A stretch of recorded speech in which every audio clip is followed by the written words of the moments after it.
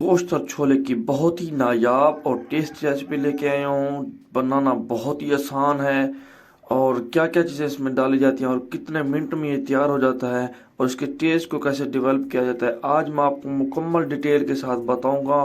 तो आपने वीडियो को मुकम्मल देखना है। अगर आप बनाना चाहते हैं तो सबसे पहले आपने एक खूबसूरत सा पैन लेना है, एक कढ़ाई ले लेनी है साफ़ सुथरी। उसमें आपने एक बड़े साइज का प्याज डाल देना है, चॉप्ड किया हुआ। फर्स्ट ऑफ ऑल आपने इसको जो है ब्राउन कलर देना है। लो मीडियम फ्लेम इसकी बिल्कुल नहीं करनी। इसको जो सारा प्रोसेस होता है भुनाई वाला, ये आपने हाई मीडियम फ्लेम पे करना है। तो माशाल्लाह से लाइट ब्राउन कलर इनमें आना शुरू हो गया। इसके बाद जो है इसमें जाएंगे टमाटर। एक बड़े साइज का टमाटर या आप दो मीडियम साइज के टमाटर जो है ले सकते हैं, ये डाल देंगे। बहुत ही प्यारी रेसिपी है, बहुत मज़ेदार और लजीज और टेस्टी बनती है। इसके बाद चॉप्ड की हुई आपके पास हरी मिर्च होनी चाहिए। हरी मिर्च इसके टेस्ट को डेवलप करेगी और इसकी रंगत को निखारेगी। तो इसको आपने 5 से 6 मिनट देना है। तो अल्हम्दुलिल्लाह से मिसाले की भुनाई का जो प्रोसेस है वो मुकम्मल हो चुका है।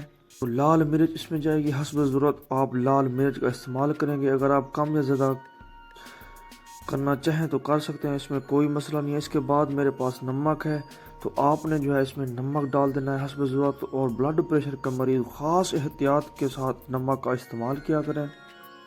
तो अल्हम्दुलिल्लाह जब मिसाले की बुनाई का प्रोसेस मुकम्मल हो जाए तो इसके बाद इसमें जाएगी दही। तो आपने जो है दही ले लेनी है, आधा कप आप दही ले लेंगे, ये डाल देंगे। तो अल्हम्दुलिल्लाह से देखिए मिसाले की भुनाई का जो प्रोसेस है वो बिल्कुल मुकम्मल हो चुका है। अब मेरे पास बॉयल किया हुआ गोश्त है, मैंने नमक डाल के गोश्त को पहले बॉयल कर दिया है, तो ये डाल देंगे। तो गोश्त की भुनाई का जो प्रोसेस है वो भी जारी है। तो देखें इसको जो है भुनाई करेंगे, आप इसको शौक भुनाई देंगे। तो इसके बाद इसमें जो है अदरक और लहसुन का अगर आप पेस्ट डालना चाहें तो डाल सकते हैं। इस स्टेज पे इसमें जाएंगे छोले मैंने बॉयल कर लिए थे। तो तकरीबन आधे घंटे के लिए आपने छोले को बॉयल कर लेना है ताकि ये बिल्कुल सॉफ्ट हो जाए, बिल्कुल नरम मुलायम हो जाए। तो अल्हम्दुलिल्लाह से देखें हमारा जो गोश्त था वो मैंने पहले जो है कुक कर लिया था, इसको जो बॉयल कर लिया था। तो अब जो है इसकी भुनाई का प्रोसेस भी मुकम्मल हो चुका है। तो अल्हम्दुलिल्लाह से छोले भी मैंने इसमें डाल दिए हैं। तो इसमें अब जो है पानी जाएगा। आप शोरबे जितना आप शोरबा बनाना चाहें, ग्रेवी बनाना चाहें तो उतना आप पानी डाल दें।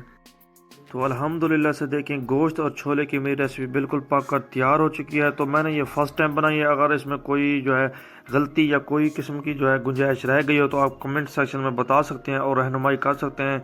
तो अल्हम्दुलिल्लाह से उम्मीद करता हूँ आज की मेरी रेसिपी आपको पसंद आई होगी। रेसिपी पसंद आई तो सूरत में लाइक शेयर और सब्सक्राइब ज़रूर किया करें, ये आपकी तरफ से हमारे लिए छोटा सा इनाम होता है। तो अगली रेसिपी तक के लिए बहुत सारी दुआओं के साथ मोहम्मद अबू बकर को दें इजाज़त। अल्लाह हाफिज़।